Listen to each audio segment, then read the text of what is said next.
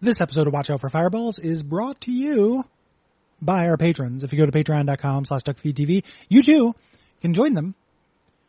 Just $5 a month gives you a bunch of premium episodes of this show and bonus other shows, and all kinds of stuff. Thank you. We appreciate you.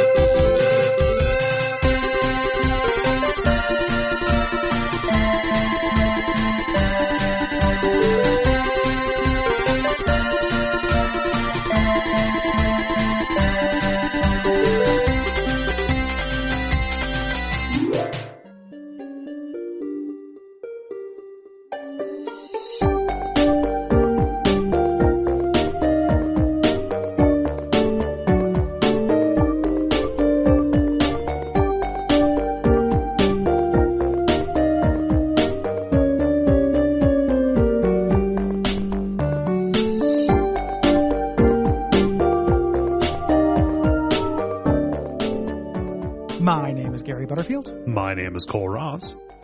And you're listening to Watch Out for Fireballs. It is a Games Club podcast. And this week we are talking about Plants vs. Zombies, which is a tower defense game, kinda, developed and published by PopCap for the PC and mobile platforms, starting in 2009, though this is available on just everything, so. It's an ongoing concern. Yes. And this is unusually for us lately. This is not a sponsored game. This is a game we put in because we want to talk about it and to build up some buffer for God of War and Lords of Magic. And also I'm because really, this is a really good game. I'm incredibly excited. This is weirdly low key. Like I always forget, but like, oh yeah, I have deep cachet with this game. Oh yeah. Like I played through this a bunch. I loved this when it came out. And it's never talked about. Nope. No one ever talks about this. It's just like the sun and the moon. Like it's just like the ocean under the moon. Like it's people just treat it like it's, just the air around us, but it's a video game with design, really good design. Yeah. It's very fun. Just because it has a casual air to it doesn't mean you have to be a jerk about it. Yeah. You don't have to disqualify it. This isn't Peggle. It's not something frivolous and dumb and without any kind of merit. Oh, Peggle's extremely good. I know. I love Peggle. I love Peggle. It's not Insane Aquarium. which this is weirdly linked to. Yeah. Yeah. Which was the original draft of this. But that I think that is a bad casual game where you just click horseshit. Yeah, it's a screensaver. Yeah. This is not a screensaver you play. It's also a genre first. For us. This is our first tower defense game. It is not, tower defense is a slightly more diverse genre than it initially seems. Yeah. This definitely counts. This is a twist on it though, for sure. Yeah. I mean, you do have things that are running toward a vulnerable target and you are setting things up in their way to stop them. The difference here is that instead of having kind of one path that everything is going down, you got a grid. Yes. Yeah. They're inspired by Root Beer Tapper. The Lanes. Which is another game that I really enjoy. Yeah.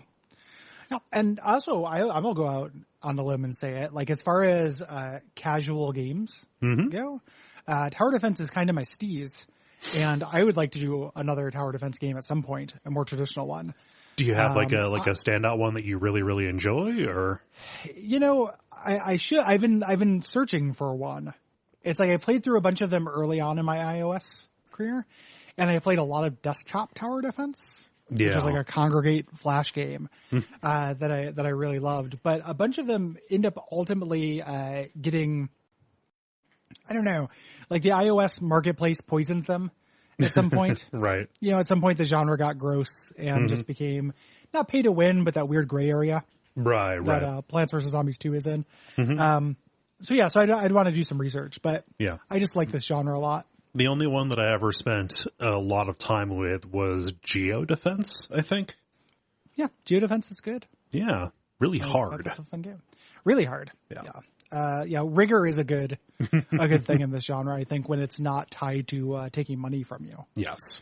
Which is part of the reason why I think these games have their reputation as like not real video games, because a lot of times they're monetized in a grody way. Yeah. Kind of get a Skinner box kind of deal. Which I think is probably a large reason why Plants vs. Zombies is not really talked about a lot in, let's say, like the broader games media. Let's say, yes. I think that because it is so associated with mobile, and before that it was so associated with PopCap, which, for as much as there are games of theirs that we enjoy, they kind of have this sense of being like, the $15 games you would get at Walmart. And on that wall. Yeah. On that weird that wall weird rack. section of wall. Yeah. Games for moms. Yeah. Around the time this came out, there was like this real sense of like an insurgency that was stopping games from being games or whatever. It's all bullshit, right? It was just a bunch of hand wringing about the Wii. Man, in retrospect. Yeah. Is there anyone who should feel stupider? Like, yes, of course. But like, well, yeah. But the people were freaking out about that. Like that take did not age well. Mm-hmm. Like, brother, we're going to have a lot worse things to worry about. Let me assure you that this, even just within the scope of games, this is literally nothing. You got to chill out. So in this game, you play as a suburban homeowner. You, the player, are a character. Mm-hmm. And you're trying to defend yourself from zombie attacks by planting different kinds of flower, these mutant flora, in your lawn to destroy the zombies before they reach the house. Right. And your lawn, both your front lawn at first, then your backyard, and then your rooftop, it is this 6x9 grid. I think it's 5. No, it's no, you're right. It's 6. It's 6. It's 5 in certain versions. It's 5. Yeah, it's 5 in certain. It depends on the game. Yeah, that's what fucked me up. So like I did endless mode today, in which it is 5. Gotcha. But so it actually depends on the mini game. Mm-hmm. So but you've got this grid, and the zombies generally walk from right to left, from the street toward the house, down the rows, kind of like lanes, and you need to plant the plants so that they'll hit the threats, hit the zombies as they're coming in. Yeah, positioning. There's very little moving between different rows. Right. Going on. There's every once in a while there's some things that manipulate this, but it doesn't happen very often. Right. This game is in the grand kind of tradition of a lot of strategy games, where the campaign mode is a little bit of a tutorial. Teaching you how to use all these different plants. Mm-hmm. You get a new plant almost every stage, and it feels very generous. Like, it is fun to play with the new toys. Mm-hmm. And then later this is setting up for like these puzzle modes and endless modes to kind of know what all the toys do. Yes. Yeah, know what all these toys do, specifically which kind of zombies they counter. And kind of what kind of synergies there are in the ways that these work, and especially like what mix of plants will be the best use of your limited slots that you can bring. Yeah, your limited resources, both in terms of space and in terms of currency. Yeah, and also your hand, like the hand that you have in the weird kind of like deck building card game that this is. Yes. Yeah. So at the beginning of every level, you get to see which zombies are coming, so you can plan. And then you have up to 8 seed bags to use. You can expand this. Starts out at 6, I believe. Mm-hmm. And those are the plants that you have. And then there's an economy in the game, right? With a cost of sun. During the day, sun drops from the sky. You have to click on it, which is some of its like Insane Aquarium DNA here. But then you're also going to plant sunflowers, or other sun producing plants to give you this currency, kind of setting up a miniature economy. Mm-hmm. So at the beginning of each level, you have kind of this slow ramp up where all you can really do is, plant a sunflower, and then that'll, allow you to plant 2, and then eventually you have enough of a base to start taking on the zombies as they begin appearing from the right. Yes. Yeah. And there's other little wrinkles to this, which we'll talk about. Right. As the game kind of goes on. Mm-hmm. So you get your economy rolling. What you're trying to avoid is when the zombies reach a plant, it begins eating it. Which is, each plant has a certain amount of health. Mm-hmm. If it devours the plant, that unit is destroyed and it will continue to the next spot. Yeah. And you want to kill it before it reaches the back. Your back row will have a safeguard, these lawnmowers as default. So it's kind of just one Hail Mary. Yeah. If the lawnmower activates, the lawnmower will shoot across the screen, killing every zombie in that row. But that only happens once, and then you are defenseless in that row. Right. And then if a zombie reaches the end of a row that does not have a defensive item there, then the zombie goes into the house and will eat your brains. And that is your game over. The lawnmowers only appear, on grass, in later stages where you're either dealing with the pool or dealing with the rooftop. You have to use the currency that you're gathering. Zombies will occasionally drop coins. In between certain levels, you will find items that you can sell to your, kind of buddy, your wacky neighbor, Crazy Dave. And you can buy, special defensive items, roof cleaners and pool cleaners from the back of his car. Yeah, I love the idea of just having a bunch of leaf blowers lined up on top of your roof. That's like, I need so many of these. Yep. Yeah. So the different zombies have different kinds of mobilities and special kind of properties to them. Some of them will have different defenses, so different kinds of cover. Some will just have additional health. Some will circumvent some of your defenses, and a zombie who's in front will take all of the damage for the zombies behind them. Yes. So when you have a cluster of them coming in, you're only hitting the first one. So you kind of have multiple concerns here. It's not just how much damage can I put out linearly in a row, how much damage can I put out into an area or from above. Right. Kind of bypassing. Yeah. If it sounds like we're being really vague, it's just because there are so many of these different things. Zombies and plants and considerations. We're going to talk about the ways that these interact when we talk about the individual levels of the adventure mode. Yeah, it's not a very narrative-rich game. No, that's going to be the body of the second half of this episode. It's also like bringing this down by taxonomy like that is something that's part of why I was excited to cover this game, because it's not something I feel like I've seen done a bunch. Yeah. Yeah. One thing that is consistent, most of the stages have a big surge of zombies at the end, heralded by, a regular walking zombie who's carrying a pennant, that just has a little picture of brain on it. It's very cute. And this, sometimes, as you go on, this starts happening in the middle of a stage, and I think at most 2 or 3 times, during a stage as well. So you are kind of building up to and girding for these as the little meter hits the, indicates when a next big wave is coming. Yeah, you have a little progress meter that shows how far you are towards completing a level. So there's a lot of different variations and restrictions and mini games and cut mini games and different modes and puzzles. We're going to talk about all that stuff once we get there, but not here. Right. So that'll pop up. A big thing that this game is known for, and one of the reasons why this was an absolute huge hit, because we can't really understate or overstate how big of a cultural phenomenon this was. I can go into pre-COVID, I could go into the Suncoast store, the last remaining Suncoast that's in the mall, and buy Plants vs. Zombies socks right now. Is the aesthetics. Yeah. The music and visuals of this are both really good. Yeah. It's adorable. And I think that this is really, really important, not just from a marketing and branding kind of point of view, and not just, because it is objectively good. It is, it just cute.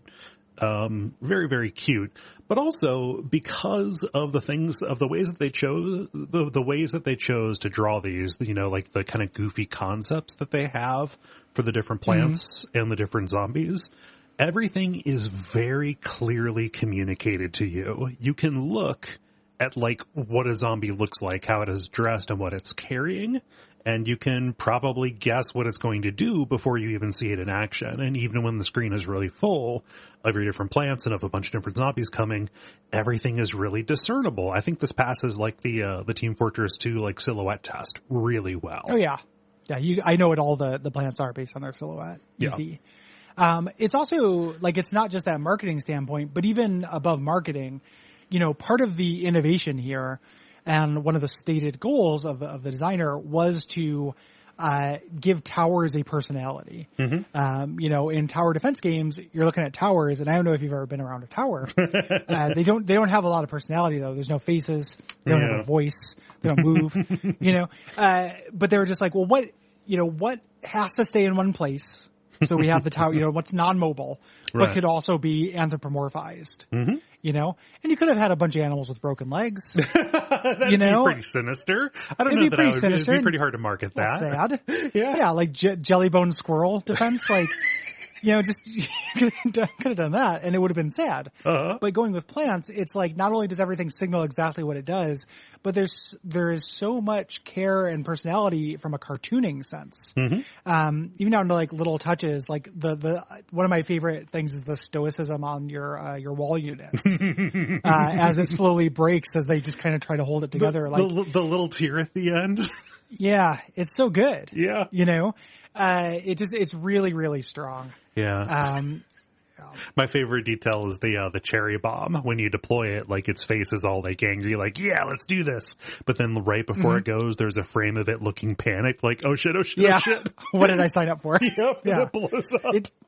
It's very cute. Yeah. And this kind of cuteness does kind of work counter to 1000% culturally aged aspect of this, which is the zombies. Yeah. Which is something that was like very, if you weren't around in 2009 or if you don't remember it. Yeah. This was the shit, man. Zombies were everywhere. Yeah. I had a phase, man. I read some books. Yeah. I was way into it for a while, and that cultural star has fallen. Yeah. But there's a little bit of like a Think Geek exclusive air to this.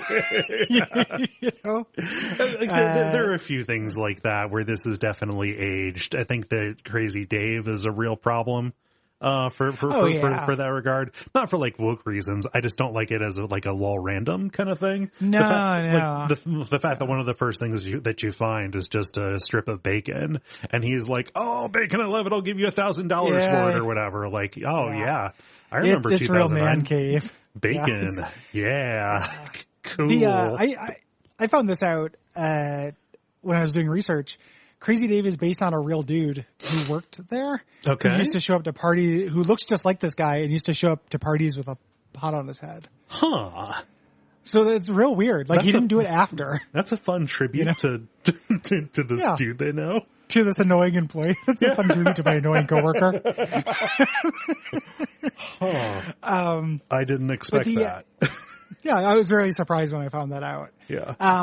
What kind of the humor that works a little bit better are the kind of puns. Yep. That pop up in this, which I think are significantly, at least, there's a base level pleasure. Yeah. To mashing two things together. Yeah, all the plant that's names, like every single plant name, is a pun. Some of them are funnier than others. You have like a little bestiary, that will explain all of your plants and stuff.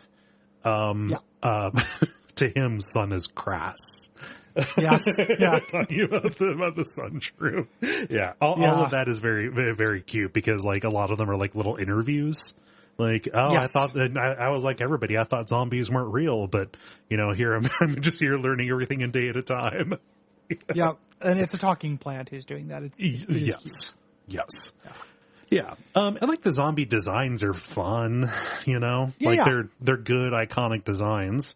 And they get increasingly more outlandish as they go along. The different things that they do. Very cute. Yes. Like the dad one with the paper is like very cute. Cute is the only word, and this is going to miss some people. Like nothing has ever missed anyone. Like some people are just going to look at this and be like, "This is the stupidest shit in the world." Like you have to have a certain amount of cute appreciation for this, I think. And even like a particular kind, because this isn't cute like things are cute now. Right. Yeah, this is cute. I mean, it's it is a flavor of spooky cute, which is a thing that we are both like a fan of, Yeah. But yeah, it's it's its own like different kind of thing, and I think that also like if you're just looking at the design of these things, you think, oh, like it's a sunflower and it smiles, cool. But then also like, oh, they dance and they're like waiting at the back right there. They're always there. You know, like the way everything is animated, you know, and kind of has character, works really well. Again, from a cartooning standpoint, it's very good. Yeah, just well done. The soundtrack is great. It's by Laura Shigahara, who did the music for To the Moon and Super Meat Boy. It is not just the meme song, you know, which was the style at the time. There's a Portal-esque vocal song, which will be at the end of this episode. Yep. So stay tuned. But it's also just the instrumental things, specifically the walnut bowling, like puzzle. Yeah. Music is so fucking incredibly good. It's a really good soundtrack. Yeah. She found like just the right milligram, like just the right dosage of Danny Elfman to put into this to where it is charming, but not overbearing. Yep. Like, I wish that Danny Elfman's dad had found just the right dosage when he put it into Danny Elfman's mom. Unfortunately, he overdosed her, and then we got Danny Elfman. Yep. But yeah, it's really, there's a little bit of DNA to Zombies Ate My Neighbors in the soundtrack that I hear, just in terms of that, like, spooky, like, whimsy. Yeah. You know? So as we mentioned, this is made by PopCap. Who made Bejeweled, Zuma, Peggle, Bookworm, you know, those games, which are all varying degrees of pretty good. Yeah. I think for what they are. Like, I've enjoyed all of those at the time. I think my favorites of those are Peggle and Bookworm, but yeah, Peggle's incredible. I love Peggle, and Peggle 2 is super, super good. Yeah. And this was the brainchild of a specific person there, George Fan. I think you mean brainchild. Oh, I didn't. Oh, okay. Sorry. No, that's fine. I'm an elite gamer now. No game needs an easy mode, Cole. George Fan. He liked tower defense games, which we didn't say earlier, but like that was another one of those extremely popular genres that came out of Warcraft 3 mods, weirdly enough. Yep. But yeah, he liked those, but he just kind of wasn't happy with how formulaic they ended up being with kind of only one path. So he wanted to take some of those ideas, you know, take the general flow of tower defense and bring kind of a different build order strategy, kind of a rhythm to it. Yeah. Yep. And it started out based on Insane Aquarium, which has a fish versus aliens motif. With kind of an idle game. Again, it's a screensaver you play. It's garbage. And this was going to be that version, but then that theming came of Plants vs. Zombies, because zombies are in the zeitgeist, and plants are towers that can smile. Yes. There is a deck building component of this kind of, and there used to be much more of one, where you would create a deck and then you would just get plants based on your draw order. Yeah. There are bonus modes or bonus levels that take that tact, and then one of the sequels to this game is a pure deck builder. Right. But they ended up ultimately going for a more traditional economy. I'm happy they did that, but like I enjoy those like end of chapter levels where you've got the plants coming down on the conveyor belt like that. Oh yeah. Yeah. I didn't know this. The game originally had a different, and I don't know, I like the name. It's hard to think of this as anything but Plants vs. Zombies, but the original working name for it was Lawn of the Dead, which is actually really good. It is a super good pun. Yeah. They reached out to George Romero about that specifically, and they sent him an image of them dressed up as a zombie. Begging to use the name, and he said no. Oh, so it's a bummer because why you gotta be like that, George? Why you gotta be like that? It's real weird too because there are other things named that. There's like a Warcraft quest named that after this. So there are also a couple of other working titles where Bloom and Doom, and then Zombotany, which ends up actually being a bonus mode. Yeah. On this. Bloom and Doom, I think, is the name of the company that sells the seed bags, actually. Yeah, they used every part of it. Yeah. But Plants vs. Zombies is just fine. And it's also understandable, too. So, yeah. A little bit of trivia here. So, one of the zombie designs is a dancing zombie. who appears with some backup dancers, kind of surrounding it in cover. Originally, this was styled after Michael Jackson from the Thriller video, and they were doing the Thriller dance. However, this game came out in 2009, and in 2010, the estate of Michael Jackson, a year after he passed away, said, hey, can you guys not do that? Actually, can you not have our, dead person represented as a zombie? And they're like, yeah, we'll turn him into Disco Stew. That's fine. Yeah. The TV tropes page for this, which is a minor miracle in and of itself, says that it's because of a pun on Deader Than Disco, but they're wrong, and everything on that page is wrong. It's really incredible. Remarkable. It's either wrong or it's right, but it's treated as if, I was reading, like, there's one of them where it's like the kernel pult. Every once in a while it shoots butter. You're probably trying to figure it out. Vegetable fat, right? However, italicized text, butter is often served with corn. And it's treated as like a revelation. And I had a realization during that was like this multi-layered onion kind of thing where I was like, what age is TV tropes for? Like, who's the audience? And then I realized, it's still me, but what does that say? What age am I? I turned the question inward. Oh no! And because I was like, who could glean anything from this? This little paragraph about how butter comes with corn, treated as if it's a revelation, as it's fridge brilliance. You're going to the fridge to grab a soda, and you're like, wait a minute, the corn throws butter. Hold up, corn throws butter. I've been eating dry corn like a jackass my whole life. I can put butter on corn? What the fuck?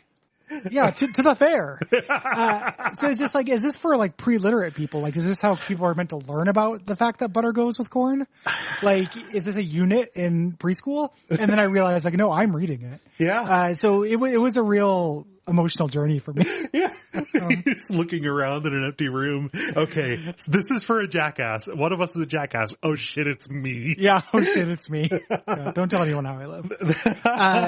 But the screenshots you shared of that, the ones you sent me were a miracle. But even the ones that you shared on Twitter were just like a real journey. Amazing. Yeah. It's real amazing. It's just, is there anything that can exist that the people from TV tropes don't think that they like figured out in a real way? And we've been, we've been very, I think we've been pro TV tropes for several years now. It is a very useful resource if you stick to certain pages.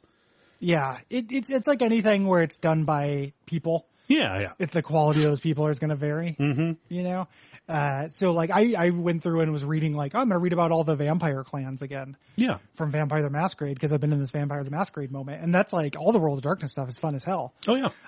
You've never read if people have never gone to the characters section of Planescape and just read through all the factions, like that's a good ass time. It's good stuff.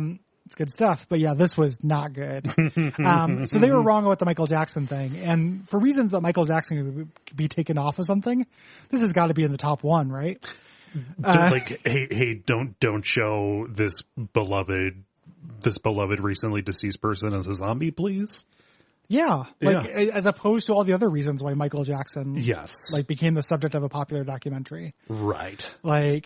And the disco one is better anyway. The music sting that pops up for the disco one is good. Oh, I love the background dancers. The weird little like Hawaiian shirts and ugly mustaches that they wear. Just a whole bunch of Disco Elysium protagonists. Yeah. Oh man. But yeah, that's a, just notable piece of trivia, from this. This was a really popular game. Huge crossover appeal here.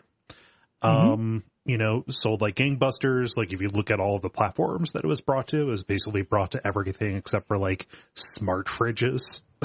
Yeah. And a lot of those are exclusive versions as well. So like there's a pretty comprehensive wiki about this, and there are like mini games that only exist, on the DS version. Of this game, things like that. Yep. It's huge. Big, transmedia thing as well. When I worked at PSU, our office did Plants vs. Zombies as a Halloween theme. Oh, wow. One year. Like it just like this has saturation with Gen Pop. Yeah. In a way that things we usually cover on the show do not. Right. Outside of like Mario. Right. This is in the canon as far as like games, somebody on the street will know what it's from. Mm-hmm. It was a huge hit in China and Australia. Australia was the soft launch test market for the sequel, and China has something like 6 different spin-offs of this game that have specific plants and different enemy designs and a lot of specific mechanics. Like, it is a much more robust game. Yeah. There.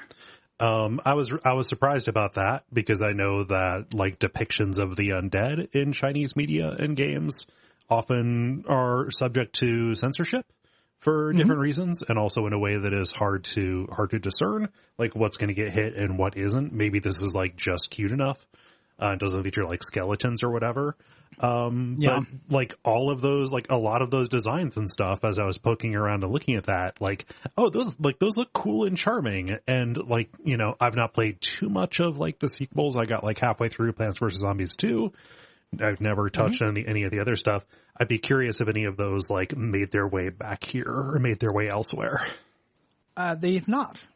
Like, during my, when I was like way into this, I looked around on it, and then I have been in a depression hole because, of course, I have. Right. And the shape of that has been playing through almost all of Plants vs. Zombies 2. Yeah.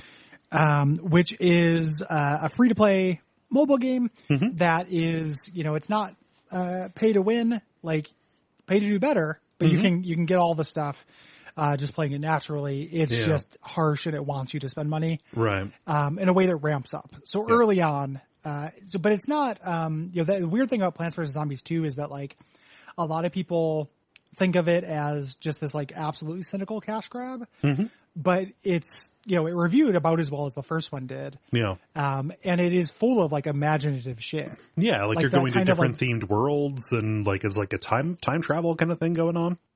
Yeah. Like you go to different, and it's really interesting plants and mechanics. They do a really good job with it, actually. Like it's pretty fun for a long while. It is just one of the sequels to the game. There's a third sequel, numbered sequel, which has been in kind of early access for a while. It's only available on Android. I have not played that, but I looked at some footage of it. And the main thing I took from it is that it gives you a bonus for setting up your yard symmetrically. Oh. Which is something I want because I like doing that. Yeah, I do that anyway. So I want to be rewarded for that. Yep. The other sequels, there's a series of third-person shooter games. Yes. Garden Warfare and Battle for Neighborville, which I have not played but watched a little bit of. And then a card game that I started playing, and that is actually really fun. So... Yeah, those third-person shooter games looked really interesting to me. They looked fun, but specifically as like a product, like, hey, your kids probably want to play, like, let's find a way to introduce this kind of game to kids in a way that is not themed like Gears of War, with curb stomps and chainsaws and stuff like that. So like, it's like weirdly kind of a predecessor to the main driving idea of Splatoon, weirdly enough. Yeah. Splatoon is a good touch point for it, and there's less real world integration, so it's not like Fortnite where like, yes, it's cartoony, but then you go in there and it's like about a corporate proxy war, right, and like like a bunch of people are like doing lewd dances in front of a premiere of Tenet trailer stuff. Such a weird thing. It's not as much of a like something you can't explain to people. As it's more of a video game, as opposed to Fortnite, right?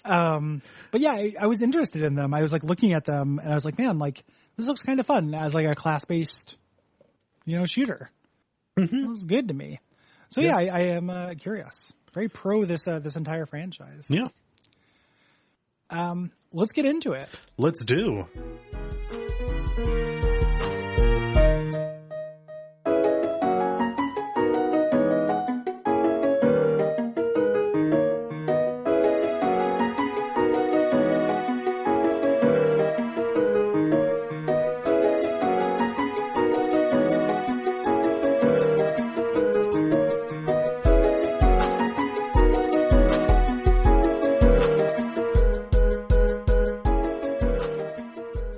This is going to be a pretty quick episode, honestly, because, we're going to be talking about the adventure mode and the mini games when they come up. But like the way that they roll things out is really interesting, and the way that they all play together. So that's primarily going to be what we're talking about here. Yeah. And there's some stuff to talk about with, like puzzle levels and challenge levels and stuff as well. Yeah. Like bonus modes outside of adventure mode, which are all good and fun. Mm-hmm. Vase Breaker is really fun. The mode where you play as the zombies is like great. Did you put any time into that? No, I did not. That's really good. It's a puzzle. It's like an order of operations puzzle. It's very good. Yeah. We can talk about those a little bit as well. But the game is a modest game. Like it does not take very long to beat. Does not take very long to basically do everything. Right. In it. Yeah. So it's broken up into 5 chapters. We begin with day in the front yard, and this is your green hill zone. This is where you get your basic projectiles, your basic defense plants, and really, like, the zombies, don't have too many wrinkles to them. They mostly move just kind of in a standard way, and some of them have, like, extra defenses. Yeah. Yep. Just, double the hit points. Right. And that's basically it. So we're going to talk about these different plants. The first level, you get the sunflower, which produces sun. And the pea shooter, which just shoots 1 pea forward at a regular rate, kills a zombie as a zombie moves through 3 tiles. Yes. So that's how long it takes to kill a regular zombie. And we only have 1 lane in this first one. So we just, it's teaching you the basic sunflower then pea shooter, even though that is a noob way to do it. Don't put your sunflowers in the back row. Noobs. Oh wait, so, what? I still do that. What? And it's I'm exposing myself to this, the infantilization of Gary Butterfield. What? Howard Cole Ross. I'm not infantilizing you. You're infantilizing me. You call me a noob for playing the game this way. Well, but I'm the real infant. Okay. In this situation, because I'm about to tell you a deep strategy. No, that's what we're fucking here for, that's man. The concept of the show. Yeah. You want your offensive plants to survive longer than your resource plants. Okay. So, like, if you have a sunflower in the last row and the pea gets eaten, the sunflower is dead no matter what. Right. If you have the sunflower in front of it and the sunflower gets eaten, the pea could still kill the zombie. Right. So you're less likely to lose both your plants. Right. So it's like a guaranteed loss of both versus, a possible loss of one. Yeah, I can totally see that. I think that A, it's force of habit, and B, that gets complicated when you start relying on sun shrooms a little bit. Sure. Where you don't want to lose a sun shroom because, we'll talk about it, but it takes time for those to mature and give you the sun that you need to have a good economy. But yeah, no, I ran into a couple of situations, like what you talked about. Yeah. Yeah. So anyway, you just have those first 2 here, and it's just resource and offense. Right. Which you're being introduced to. Yep. Level 2 expands the lanes. You have 3 of them right now, so you're not just dealing with the full field just yet. Nothing new is introduced except for the first big, your first big wave, kind of at the end, which is a little bit like a test saying like, hey, like, did you build things up for this as they were going? Do you have what you need, or, are you, saving your sun so you can deploy stuff quickly? Yes. Yeah.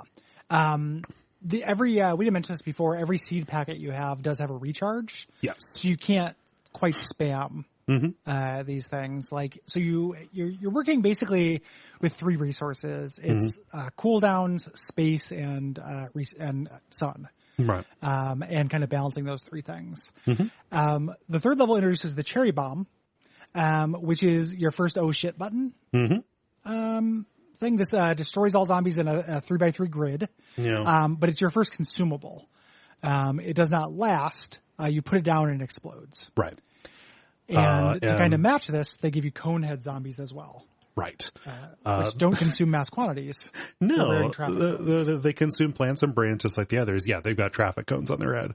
And they turn into regular zombies after the hit points on the traffic cone go away. Yeah.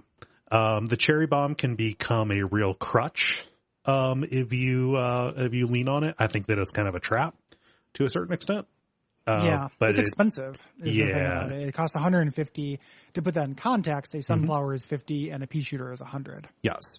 Also, the cherry bomb has a very high or long recharge, long cooldown for it. Yeah. Yeah. Also has a long cooldown, is what's introduced in the next one here, the walnut, which is your first purely defensive plant. Yes. So these are static. You put them kind of towards the middle of your play field, and it takes a long time to kill them. So while the zombies stop and eat these, they're taking damage from all your offensive plants behind us. Right. And these guys have the stoic little tier that shows up. They start off very strong, then they worry about themselves, and then they get very sad before they die. Yep. As like parts of their exoskeleton are missing. Yes.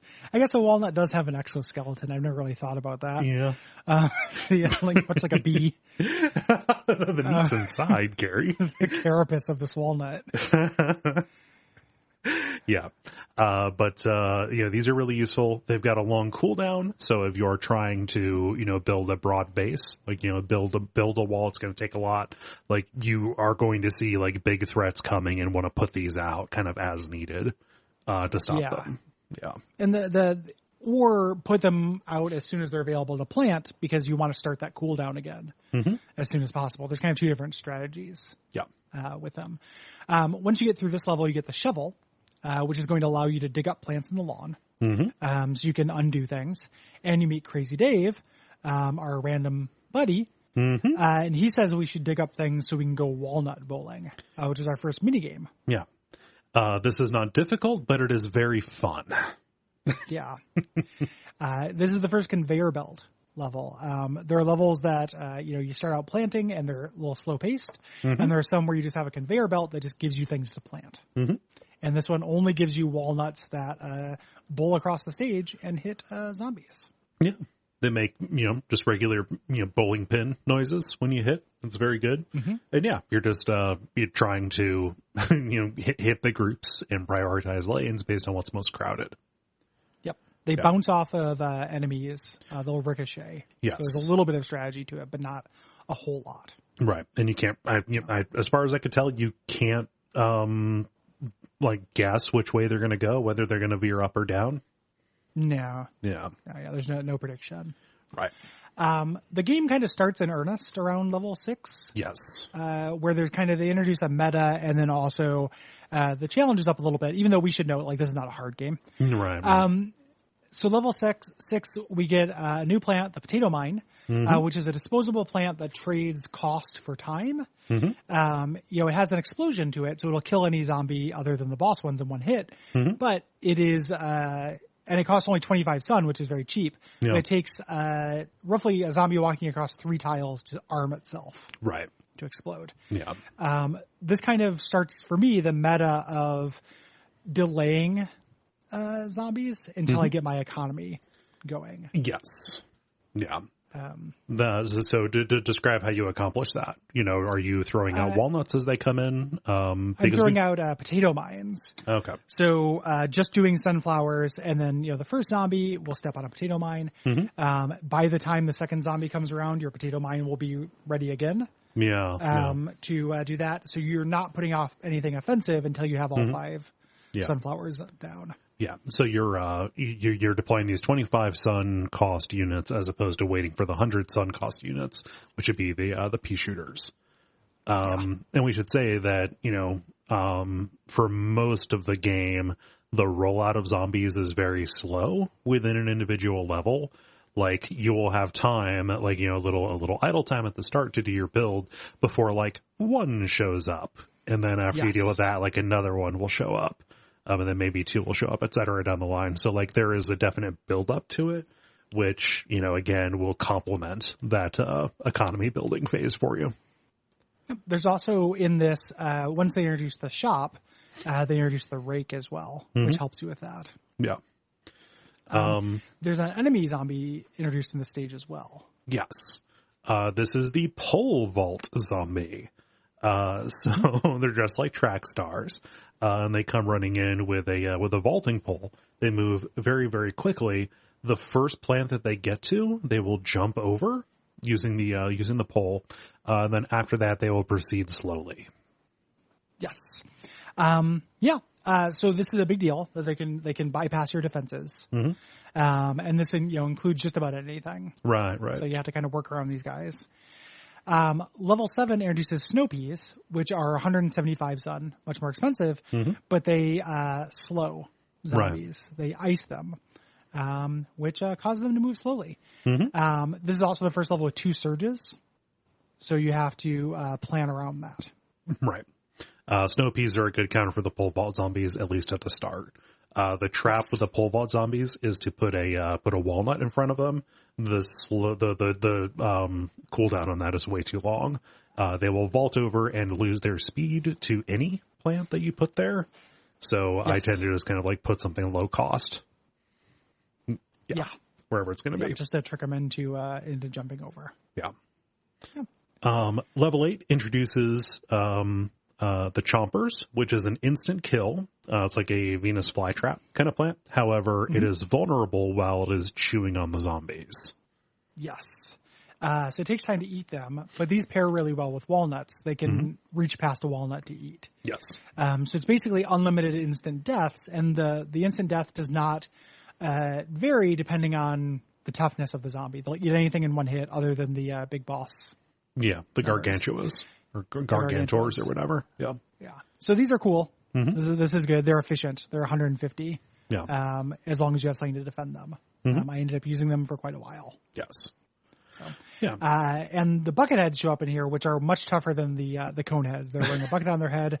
It takes a long time to get past that with peas, and they can guard all the zombies behind them for a very long time.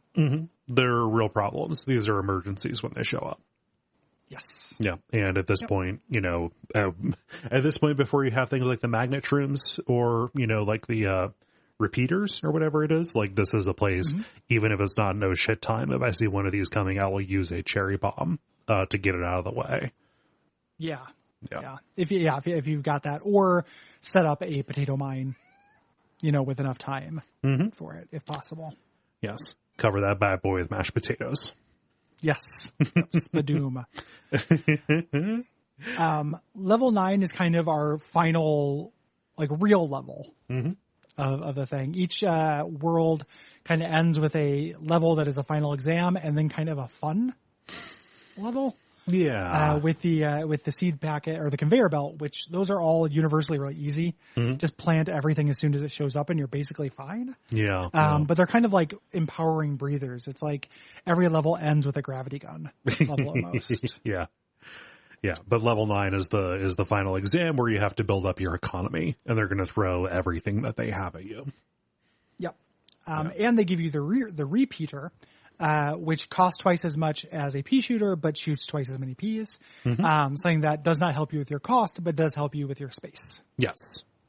Yeah. So what I would end up doing is setting up a row of pea shooters, and then as I got enough money, I would dig up I would dig up the pea shooter and then replace it with a repeater. Yeah. Yeah. You could do that, or you can encroach a little bit further into the right side of the screen and just layer them. Yeah. So the idea that these things are more efficient space-wise, that is a resource as well. Like how far you are towards the encroachment is how much time you have to do damage to the zombies. Right. So you're incentivized to stay as left as possible to give you more DPS. So you're making a decision there as well. Yeah. Again, these subtle little trade-offs that are never explicitly stated, but you feel intuitively. Yeah. The DNA of this game.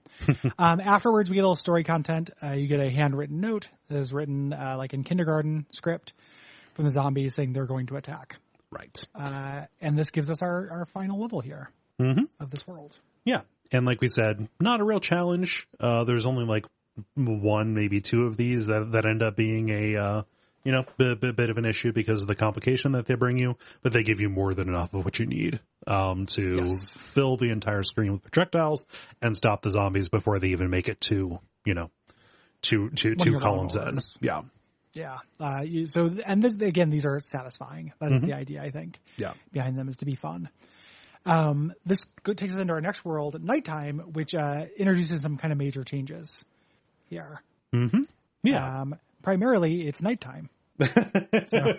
Which means that this kind of ambient sun that you would get every once in a while, kind of on a timer, doesn't appear. It doesn't just drop in the sky. You have to either get it from sunflowers or from something that we're going to get here pretty soon, these sun shrooms, which start out small and they give you less sun. They are cheaper than the sunflowers, but over time they will grow bigger and give you as much sun as the sunflowers.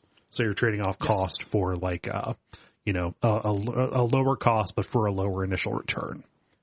Yes, they're longer term investments. Right. And you want to do that because you're going to be getting less sun in general. Mm-hmm. This is also offset by the first offensive plant you get in level 1, which is the puff shroom, which it's your first free plant. Mm-hmm. Costs 0, but it only hits things in the first 3 squares. Right. So you should always be planting these whenever they're available, even if you're planting them in a really dangerous area. Mm-hmm. Sacrifice these. Yeah. They're cute, but you get nothing for saving all your plants. Right. And these are really good. Any of the fungus types, any of the mushrooms, they end up being, they're nocturnal. So, they are not necessarily usable when the sun is out unless you use a very limited use thing that you only get in the final level. The coffee bean. Yep. Yeah. Okay. This introduces the newspaper zombie, which is my favorite one personality wise. Who's like a grumpy dad who's reading a newspaper and works as a shield. And then when you take it away, he gets cranky and moves fast because you took away his paper. There's so much about his design. He's got the comb over. So he looks like a dad. He's wearing kind of like the, like a smoking jacket almost. And I think are his pants down? Like, is he walking in his underwear? Something. I think he is walking in his like boxers. Yeah. So just I also love the noise he makes. The is really funny. Yeah. Good. But just the idea that he was turned into a zombie while he was reading on the toilet is very fun to me in a juvenile kind of way. But yeah, like these kind of like serve as a reverse pole vaulter where they start out slow, but then they get fast as opposed to starting out fast, and moving, or as opposed to starting out slow and then moving fast. Wait. Yes. You understand what I mean. Yeah, I think hopefully people get it. The level 2 introduces another wrinkle to nighttime, which is tombstones. Yeah. Which always gives me Paperboy vibes whenever there are just tombstones in people's yards. These are great. You can't build on them. And they'll block your shots. So these are a problem. Mm-hmm. But is this where they give you the Grave Buster? Right away, or do you get that a little bit later? Yeah. So what they do, they introduce the tombstones and then they give you the Grave Buster at the same level. But as you go, there are more tombstones that are added to individual stages. So there are like only 3 of them at the start. Yeah. So there's kind of blocks, and these will also spawn zombies during big waves, which is important because they're spawning closer to your home base. Yeah. So, getting rid of these will save you during those big waves, because, if you are designing your entire field for zombies emerging from the right, these end up being, again, emergencies that appear. Mm-hmm. Yeah. This is where you get the sun shroom, and you can start kind of like varying up your economy. Once I get this, I never use sunflowers at the nighttime. Mm-hmm. Yeah. And they're actually, there's something to be said also for using them with sunflowers, like doing a row of these and then doing a row of sunflowers. Yeah. After that, especially once you start wanting to use more expensive plants. We're not there yet. Like everything is pretty cheap right now. Mm-hmm. This introduces the kind of meta shop afterwards, where Crazy Dave runs a shop out of the back of his car called Crazy Dave's Twiddly Dinkies. And this allows you to buy mini games to play, new plants, plant upgrades, and the ability to buy extra seed slots. Right. And the Humble Rake, which is $200, which is really cheap, and automatically takes out the first zombie in any wave, which will buy you time and is usually worth it. Mm-hmm. Yeah. So did you play this on PC or did you play it on mobile? I have done both. I played it on PC for this refresh. Mm-hmm. This is actually my 3rd time playing through Plants vs. Zombies 1. Same for first me, played actually. On PC, then on my iPhone, then on PC this time. Yeah. So I did this on mobile. I played this on my iPad. Something that is a little bit annoying is, even though I had previously bought just Plants vs. Zombies, just a regular downloadable version of it that was the complete game, that is no longer available. And I couldn't recover the purchase. Instead, what you get is a free ad-supported version. You can pay to get rid of the ads, but then that never worked for me. Maybe their payment processor was down. So I got ads in between most of the levels. Additionally, at the start, you could watch an ad to get a free rake, and you could not buy the rakes from Crazy Dave. Yeah. So I never had the rake because fuck watching an ad. Yeah. Yeah. That shit is pretty rough. Yeah. And it's worse in Plants vs. Zombies too. Mm-hmm. Yeah. I like, for some reason, this feels more profane to me because you already bought it. Yeah. They took away something that I had, and like, they only made me get a worse version of it. It sucks. Yeah. The PC version is still ad free. Yeah. If you go back to that, but I think that they just kind of don't think very many people are playing that version. Yeah. So it's not worth messing with from an investment and return point of view. Yep. But this meta, buying a shop, having a shop is good. We're going to buy, more exciting things from this eventually. Right. Level 3 of Night, introduces the Fume Shroom, which is really good. It has short range. VIP. Yep, this thing is great. But we'll go through different defenses, specifically screen door shields, which are huge. But mostly it has piercing shots. It will shoot through an enemy, not just their shield, but just an enemy itself.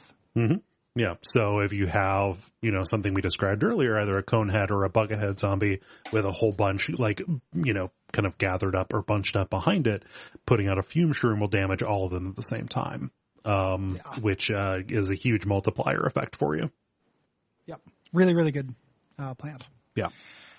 After you get through this, you get the Suburban Almanac, which is it's our bestiary of the Plants and Zombies. This is mostly for humor. Yep. And level 4 introduces the Grave Buster, which you can put on tombstones to take them off the field.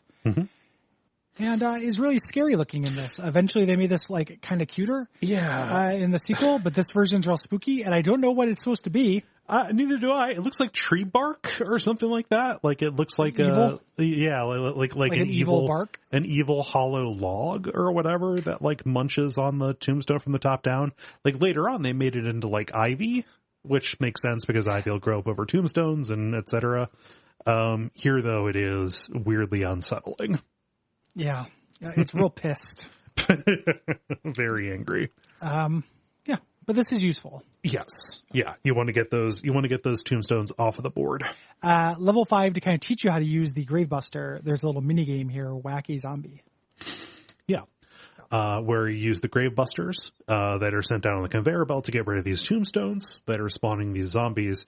You do not have plants that will deal with the zombies. Instead, you have a mallet, and you either tap on or click on the zombies in order to knock them out.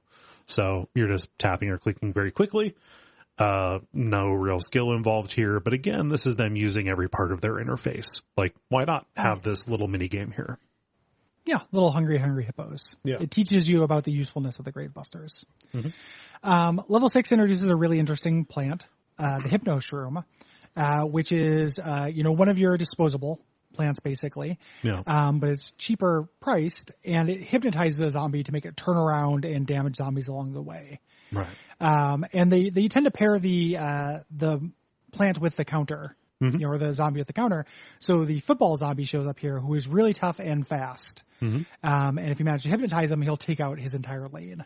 Yeah. He'll turn around and take everybody out. Yeah. And it ends up being a little bit of a trade-off here because, if you want the football zombie to be very useful when it turns, it's weird to talk about a zombie turning again. You kind of want to let it get a little bit pretty far down the lane. So there will be time for other zombies to spawn behind it when it turns around. So you want to kind of ride this a little bit and put out the shroom at the last possible moment. Yes. The zombie actually has to eat it. It doesn't explode. Right. So zombies that just, the Gargantars, just smash, it doesn't work with. And you can't just place it right behind a zombie. It has to be right in front of it. The next level 7, we get the Scaredy Shroom, which is really cheap. and long range, but it retracts if a zombie gets close. Right. Real good. Yeah. So just plant these in your back row, and nothing should ever get close enough to stop them. Yep. Yeah, and the fact that they duck down is actually kind of an advantage. If you don't have room in your back row, you can actually place these a little bit further up, and they're basically invincible. Yeah. So good stuff. And basically they have what feels like the same power as a pea shooter, but for 1/4 of the cost. Yeah. Yeah. These things are great. Yeah. Also pretty great is the oh shit button for the, specifically for the nighttime levels, which is the ice shroom, which you get in level 8. This is consumable. Wherever you plant it, it will explode and give the frozen status to, every zombie on the screen. Not just slowing them down, but like keeping them in place for like a little bit before they start moving slowly and they get back up to full speed. And this is introduced with something it counters, which is that dancing zombie, formerly Michael Jackson, now a disco friend. And his whole thing is he goes forward, and every once in a while he stops and summons a zombie in each of the 4 cardinal directions around him. And he can do this multiple times if you've killed the other zombies. You get an achievement for hypnotizing him, and you will summon hypnotized zombies. So you can use this to your advantage. I never had that happen. There's that's a weird order of operations to kill the one in front of him and then plant the hypno shroom right there. Yeah, I like that as like an arcade style gambit. Yeah, it's neat. But yeah, you want to freeze him before he can summon his backup dancers, so you can kill him before he does it. Yeah. Level 9 is again your big final exam, but this introduces another oh shit button for the nighttime levels, the Doom Shroom. Which is also spooky, which is also angry, and comes with a big trade-off. It will kill what seems like everything in the entire screen, but is actually like in a 5x7 grid around it. So it won't kill everything, all the zombies, but it will kill most of them. However, it will leave a crater behind where you cannot plant anything for a long while until it fills in and grows over. Yeah, and the trade-off is it's like the cherry bomb. Yeah. Here, but it's a bigger area of effect. And it's the nighttime version of it. Yeah. So you can still do a cherry bomb, but this thing is fine. I don't get a lot of use out of this thing. No, it's not really worth a slot, especially compared to the cherry bomb. Yeah. I ended up like the cherry bomb I only really use until the squash comes around anyway. Yeah. For me personally. And then of course this ends with a conveyor belt battle, which there's not a whole lot to. The zombies invite themselves over for ice cream, but also brains. Yep. Because that is zombie humor in 2009. Hi, it's 2009. I am Johnny Plans versus Zombies, and we have brains here. Brains and bacon. Yeah. There's something about a brain freeze. There's something about brain freeze that they can probably do. They probably work that into into some of the almanac, maybe in the sequel. Who knows? Yeah. Wifey says that it's time for Lindsay and bacon. Yeah. Oh, we need man. a drinky. This starts to the next day where the zombies have now decided to go to the backyard. Yes. Where you have a pool. And the pool is 3 lanes wide, kind of in the middle, running down the entire length of the screen. And you can only plant things either that are, specifically aquatic plants. Those are very limited. In order to plant regular stuff, you have to put down lily pads, which basically add an extra 25 sun, cost to anything you want to plant in those 3 middle rows. Yeah. Yeah. Isn't it 2 lanes in the middle? Isn't it two pools, 2 lanes on each one, not 3? I believe it's. I think it's 2. I think it's 2 and 2 and 2, but I could be confused. Yeah, it should be 2 and 2 and 2. Sorry. I keep getting confused because I play the sequel and I played other modes. Right. So right. It's not really important. I just don't want to get added because it's a minor emergency when I get added about something now because. Not because it ruins my day, but it brings out mean feelings in me that aren't. Yeah, it's like, so you want me to go fix the episode, huh? Yeah. What am I supposed to do? Edit out we said 3 instead of 2? Yeah. Like, figure it out. Yeah. It's not the healthiest impulse. No, it's bad, but it's doing our best here. Yeah. It also introduces, so the lily pads and then also some particularly nasty aquatic zombies. Yes. And I think you mentioned no lawnmowers in the pool. You have to buy those and they're expensive. Yes. So that's no good. Mm-hmm. And like the no lawnmower in the pool, that has like a weird knock-on effect for the economy. So at the end of every level, every lawnmower that you have remaining becomes a gold coin that will add to you. Here though, you have 1/3 fewer coins coming to you at the end. So you've got to make that up elsewhere if you are like saving up for something big from the store. We should talk about upgrade plants here as well. That you can buy from the back of Crazy Dave's car, his DeLorean or whatever it is. It's a hatchback. These are plants, like they take up a slot in your little seed belt there. And you have to, they take sun and you have to plant them on particular other plants, but they improve the capacity, or they improve the abilities of whatever they're planted on. So like you can turn a sunflower into a double sunflower that will produce twice as much. Which helps you economize space. Like it'll turn repeaters into Gatling peas or whatever. Mm-hmm. Yeah. Not quite a pun, the Gatling pea. Yeah. But it shoots 4 instead of 2. That does not save you money. It just saves you space. Right. Wisely, I think they got rid of these in the sequel. Yeah. And just made them cost more. So you can just plant any of these things right at the front. Mm-hmm. They just give you the full cost. Yeah. And I think that's significantly better. Yeah. And the sequel also adds the idea of plant food, which gives like temporary buffs. Like it'll temporarily, double the abilities or enhance the abilities of plants you throw out. Which is actually that's actually a hugely cool addition to that. Like it seems like it's just going to be a cash grab thing because you can buy it. Yeah. With fake currency, and then you can buy fake currency with real currency. But it actually is really interesting. Like some of them are very imaginative, and several of them are very powerful as well. Yeah. So Plants vs. Zombies 2, good game. Just not perfect. And also, it is compulsive in a way that it wants to be to prey on my depression personally. Yep.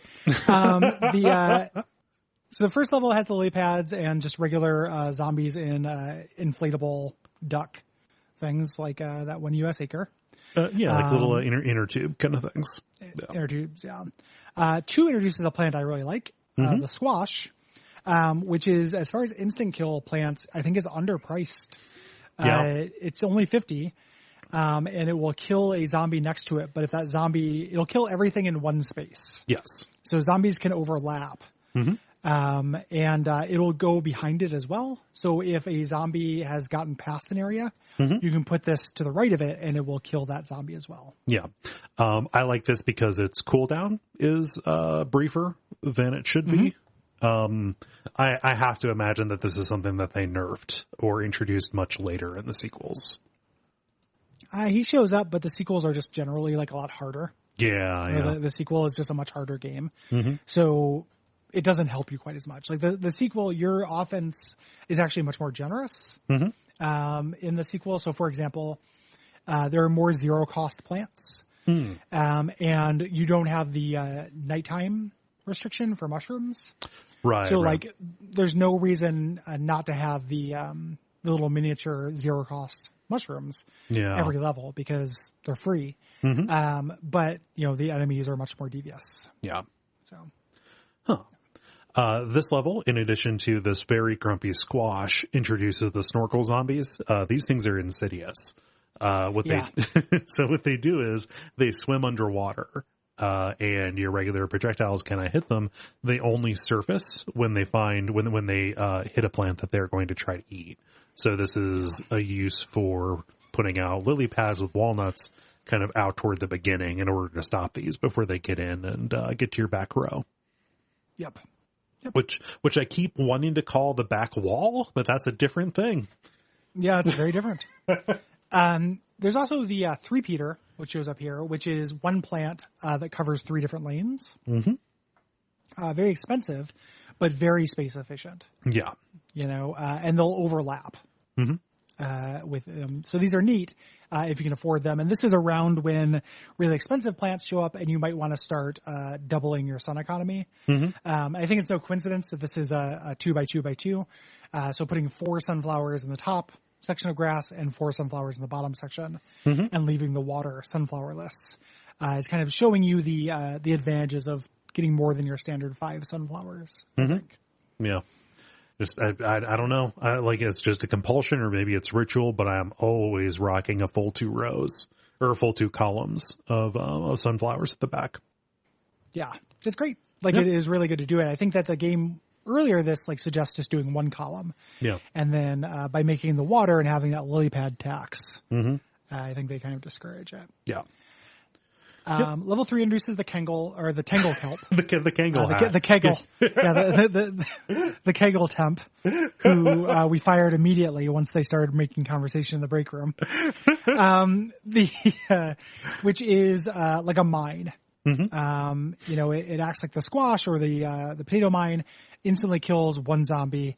Can be planted in the water and is very cheap. So always be planting Tangle kelp. Yes. It looks like a scarier version of Tangela, the Pokemon, which is already a pretty upsetting Pokemon.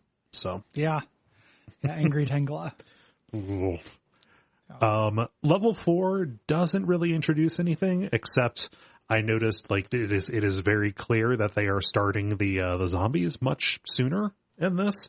They show one shows up right away.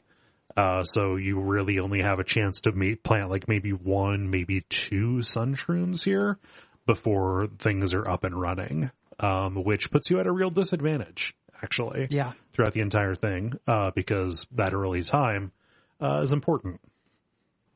Yep. Once you beat this, though, you get a piece of bacon, which Crazy Dave will buy off you for a lot of money. Because bacon... It became a meme. And I feel, I always feel a little bit self-conscious. It's kind of like when you make fun of the Democrats and somebody says, "Oh, but you're going to vote for Biden, right?" And I'm going to stop answering yes, because they need to be uncomfortable. Yeah. You don't get to know. Yeah. Did you see that Cornel West thing where he's like, we got to vote for him, but we don't have to lie about him. I felt so seen by that. I was just like, yeah. Yes. Why do we, we don't have to lie about it. We don't have to, I can't pretend to be enthusiastic when I'm not. Yeah, I reckon. Don't ask me to lie. Right. Don't ask me to pretend. Yeah. So, making fun of the bacon meme, obviously bacon is delicious if you are a person who eats meat or who eats pork. It's basically meat candy. I will never turn my nose up at bacon. However, the fact that it became kind of this totem and there was bacon flavored everything, and just kind of became a punchline. Just a general punchline of itself was a dumb thing about that time period, I think. Yeah, there's that it's been a full moon or something, so these are the books that if you go over to a man's house and he has them on their bookshelf, these are the warning sign tweets are going around again. Yeah, because it's that time again. Which books are usually on that? I don't know what that. It's like Ayn Rand, obviously, but then also Chuck Palahniuk and Infinite Jest. And, stuff like that. I'm feeling pretty self-conscious because I have all of those. So no, I mean, it's nonsense. Yeah. Right? It's stupid as hell. Yeah. But a real thing to be scared of is somebody has a shirt with the word bacon on it or a picture of bacon. Yes. Cause that doesn't really speak that well. Even if they like bacon, I don't know, just from a fashion perspective, it feels like you could do better. Yeah. I feel that way about graphic tees in general, but everybody do their own thing. Degrees of graphic tees. Yes, sure, there are. Wearing a shirt with your friend's band on it. Yeah, fine. Is not the same thing as wearing a shirt with Don't talk to me until I've had my bacon. My bacon. Yeah. Exactly. Death taxes bacon or something like that in a Joker Man font. 1 tequila, 2 tequila, 3 tequila bake,n Yeah. You can't do that. No. At the count of bacon, we unleash our horde. Yeah. So unleash the bacon. Any of those things are not unleash the cracklins. There's. That's good. You got me. You got me. Unleash the crack. But I wouldn't wear it on a shirt. Yeah. I'll destroy a fucking cracklin. I put myself on a diet right now. I would just what would I do for a cracklin? Elbow somebody in the temple. Fuck your Klondike bars, dude. Yeah, I would fuck a Klondike bar for a cracklin right now. Anyway, so that's our type 5 on Biden and bacon. Biden and bacon. Ugh. Yep. Don't talk to me until I've had my Biden. Yeah. Level 5 gives us, yeah, I eat everything. Level 5 gives us another mini game. This is the Big Trouble Little Zombie mini game, where the zombies are little and cute and less durable, but they're faster and they are way more of them. Yes. Yeah. They specifically eat faster, which is weird. Yeah. So you gotta, this ultimately doesn't feel too different than a regular conveyor belt level. It's just kind of cute, Just gimmick. Yeah. Yeah. We should mention, like, if people have never played this and they never will, it only takes a few minutes to play any of these levels. Yeah. You know, like this all goes really quick. Like Plants vs. Zombies is one of the best games for the, like, if you're bored, wait a second, it'll change kind of aspect of games. Like everything moves at such a clip that you're almost never stuck. Like this goes down fucking easy. Yeah. Like playing through one of these stages is like a 20-minute affair if you're like not taking notes or whatever. Yes. Yeah. Like not a stage. Like it's not like 20 minutes per level two. one of these chapters or episodes. The packs of 10 levels, right? Yeah. So it's very very svelte. Level 6 introduces the jalapeno. Love this thing. Which is good. He's a little cheaper than the cherry bomb. But it can kill so many more things. Yeah, it's better. It sets fire to an entire row. It doesn't set fire to your plants. But it sets fire to an entire row and then melts ice. Yes. That's there. And this becomes important because it introduces the Zumbini, which is the Zamboni? A Zamboni, which is a Zumbini. Okay. For Zombones. Weird crossover. All right. Yeah, I definitely read that as Zumbini, which creates an ice path which you can't plant on, and then zombie bobsled teams will pop through and they move really fast across the ice, and there's 4 of them. I love that. I love the zombie bobsled team. Yeah, maybe you want to watch Cool Runnings again. That's a fine movie. Is it? Yeah, Cool Runnings is good. Huh. It's just like a fun like sports comedy kind of thing. Interesting. Yeah, I've never seen it. I mean, yeah, it's probably pretty dated or whatever, but I have seen it in the last like let's say 5 years, just like on TV, and I'm like, oh yeah, there are like good jokes here, Interesting. Yeah, Cool Runnings. Cool Runnings. Yeah, late John. I about said John Kerry, late John Candy movie. Yeah. Oh, yeah. Well, John Kerry. I mean, you don't have to vote for him, or you do have to vote for him, but don't lie about it. This time it'll work. Anyway, this thing is good, and the ball you want to get rid of ice on your stage. Yes. Yeah. And also like the Zamboni, if you let it go, like it instantly plows over any plants in its way. Like again, it's an emergency. Yeah. We're introduced to a counter for this, and it's a plant I really like. The spikeweed, which can be a disposable plant. It'll sacrifice itself to pop the tires on the Zamboni and make them explode, but it passively hurts zombies that walk over it. Okay. So you need, I think, 2 of these will kill a regular zombie. Okay. In a row. One of them will damage it the equivalent of half its health, I want to say. Okay. So if you put these at the far right in a non-Zamboni level, they basically it weakens everything that's coming through. Okay. Everything will require significantly less hits. Yeah, and so and the spikeweed is pretty cheap. Does the spikeweed take damage as zombies like walk over it, or is it just boom, you're good? No, I think it only takes damage from a tire. Like okay. A Zamboni. Huh. So nothing else will hurt it. Or a Gargantuar will smash it, I think. Yes. I can't remember that exactly. But yeah, they it's just like a passive defense. Also, do you remember, or, can you say, does the spikeweed bypass the defense on the cone heads and the bucket heads? No, it just does damage to them. Gotcha. So it weakens them. That cone head will only take a couple Ps after it walks over the spikes. Gotcha. But it's basically like, I like these for giving you something to do at the right side of the field. Yeah. Because usually it's a no man's land. Yeah. It's like a debuff. Fun maze. Yeah. Level 8 introduces the Torchwood, which that is a reference to... it's a Doctor Who spinoff. A Doctor Who spinoff. So 2009. I never quite got these. It's really situational. But I don't know about the situation where it works. So it's like, it's a buff. It's a buff for your projectiles. Anything that passes through it, except for the snow peas, will catch fire and it will, do extra damage.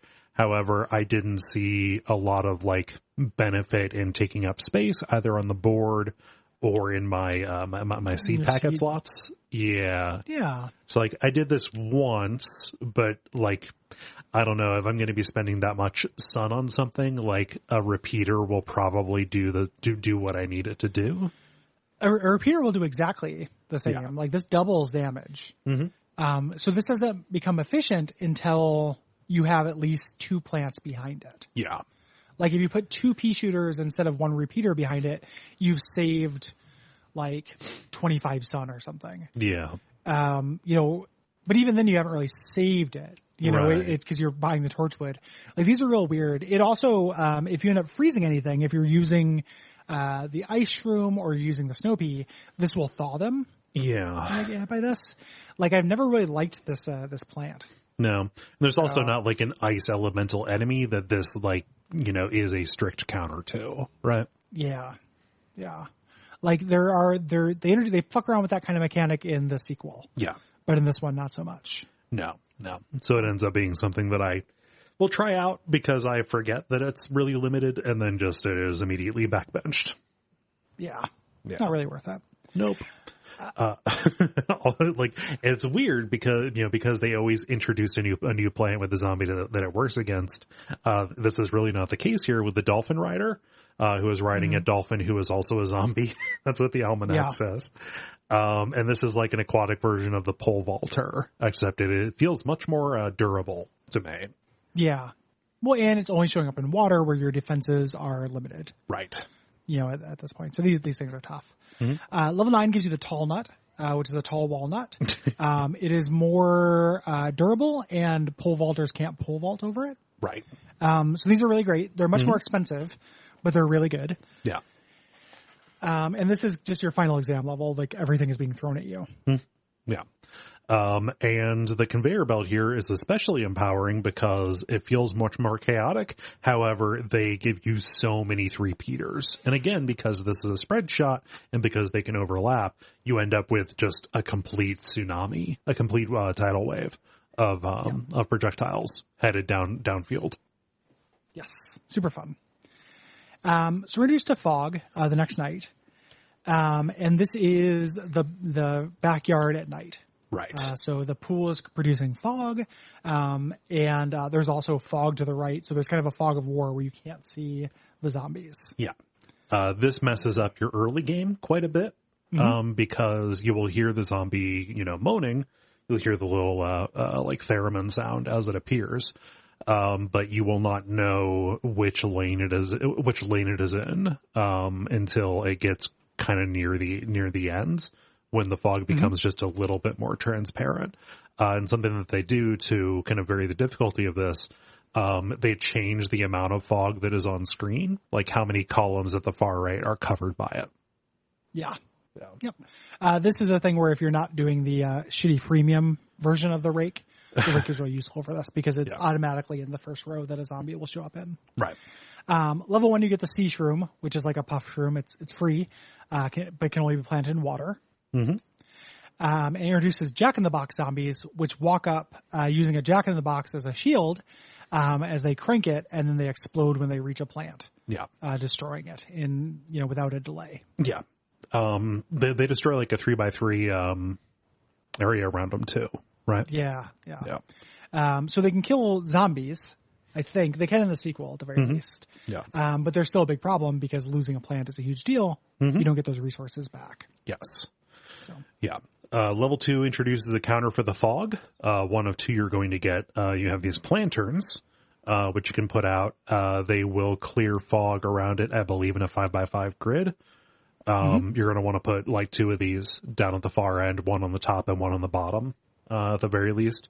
And you're always going to end up like needing to rebuild these because they have low health, and you're putting it, they're only useful when they're in a position where the zombies are going to get to them. Yeah. And this is the the introduction of this plant is the fulcrum on which I think the game kind of shifts from fewer like fun, empowering plants and more specific counters. Yeah. With plenty of exceptions, but in general, like safety bit style things where it's are less fun to me. Yeah. In this area, an enemy causes instant death. Use this equipment slot to get rid of it.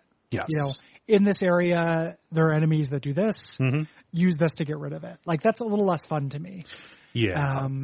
It's still like it doesn't ruin it or anything like that, but it kind of slows that drip of new toy. It gives you less room for expression, let's say, because remember at the beginning of each of these levels, as you are picking which seeds you want to put in your seed slot, you are seeing like, the camera pans bright and you see the loadout of enemy zombies who are going to be coming down the way.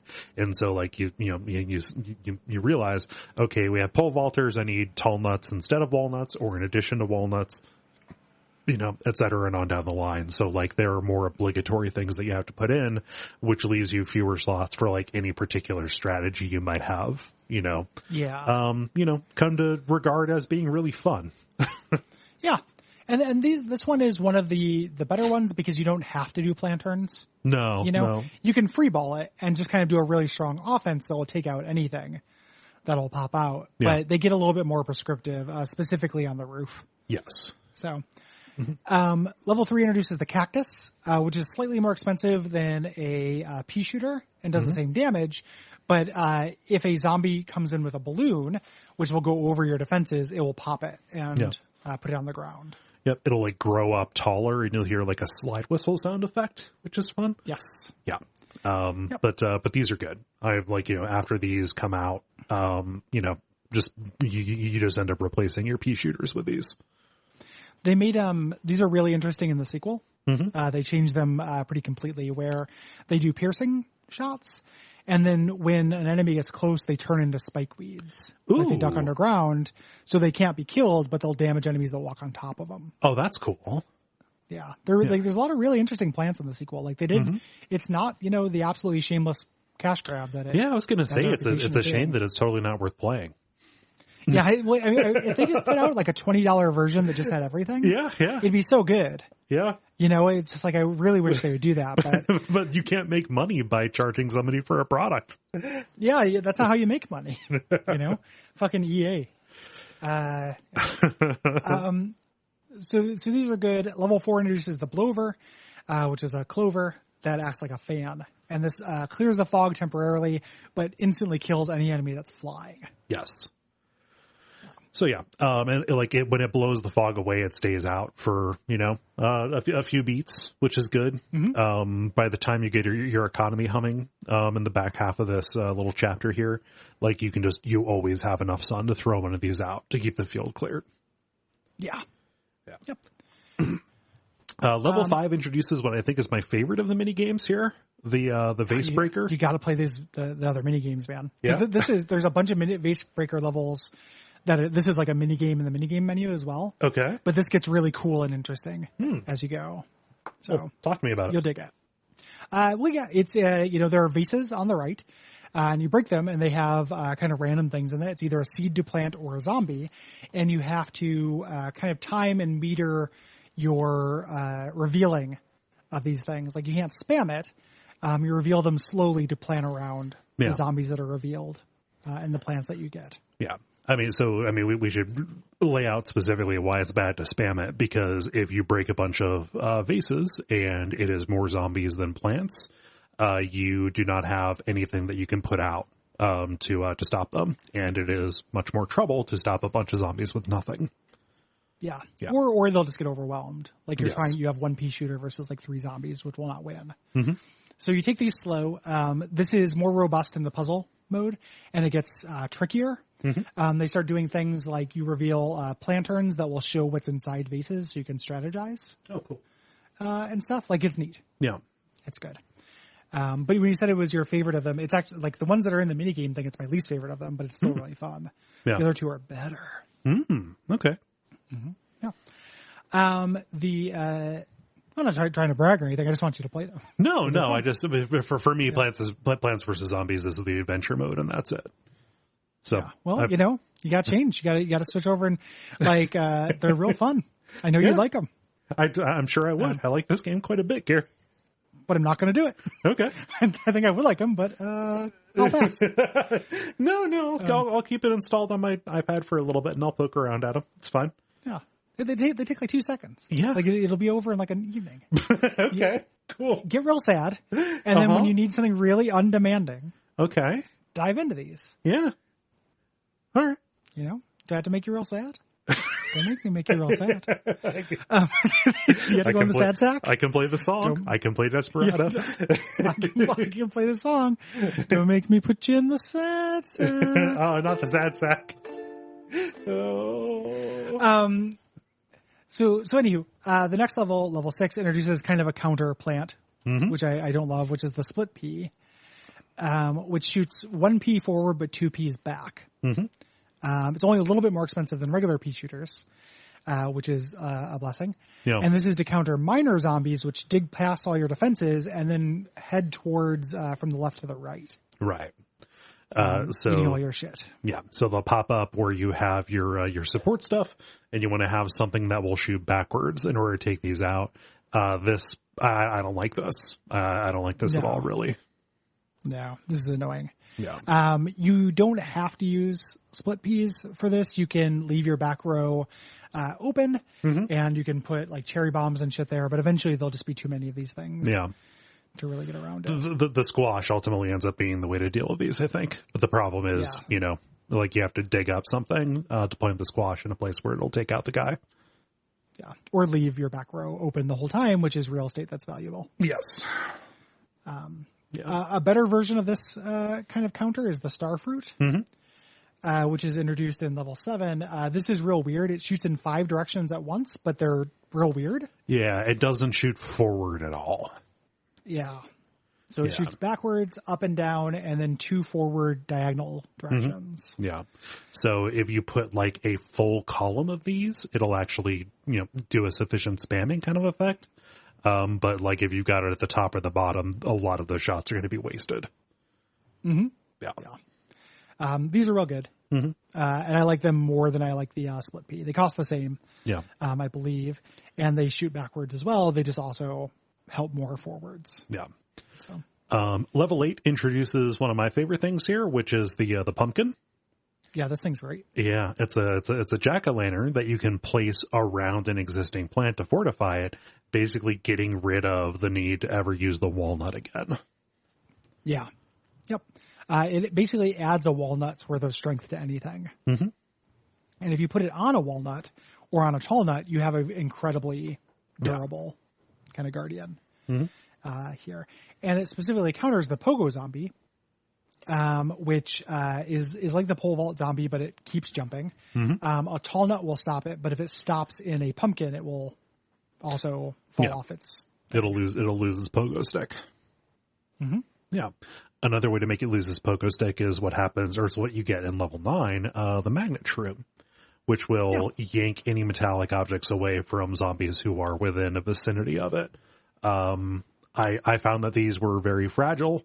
I kind of always would have to replant them, but like basically any of the emergency zombies, your bucket heads, your ladder guys later on, the pogo folks, all of those have metal components, and this can yank them away. Yeah. It's a little bit similar to the chomper where it has to chew on them for a little bit. Yeah. It doesn't literally chew on them, but it can only take so many things, and then it will eventually divest itself of them and can take more. Yes. So it's a good second row kind of thing, like putting these in row 2 and 5 behind a row of tall nuts is good. Yeah. And then we get the conveyor belt level. But this one is difficult because it's very dark, and there is this kind of lightning that flashes every once in a while to show the field. Yeah. This is a fun complication. I like this because things can get really bad in between these lightning flashes, at the very far right side of the screen. Yeah. And you have no idea? Nope.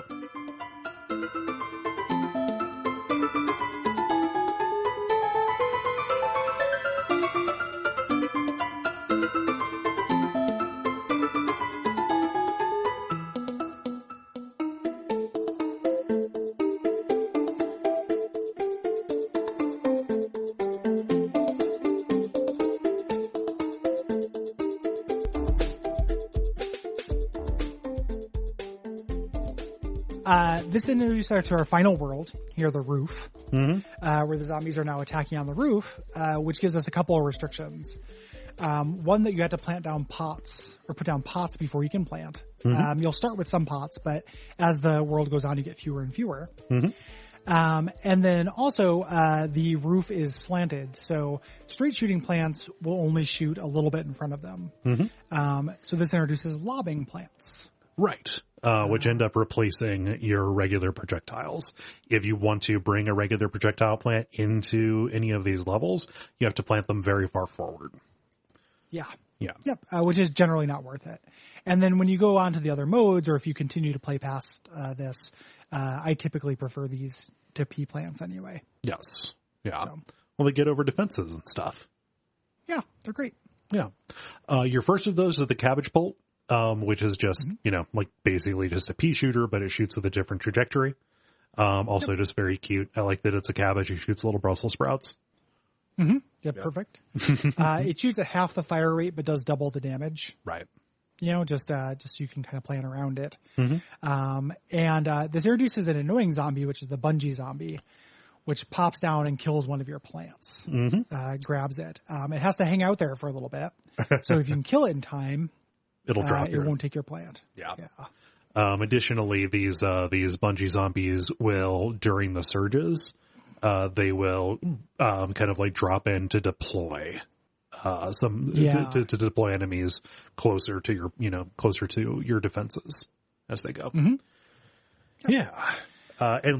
you'll get to see where they're going to be ahead of time. Like there'll be a little like arrow with a bullseye around it that drops. So if you need to make any decisions, you have just like a slight amount of time to do it. Yeah.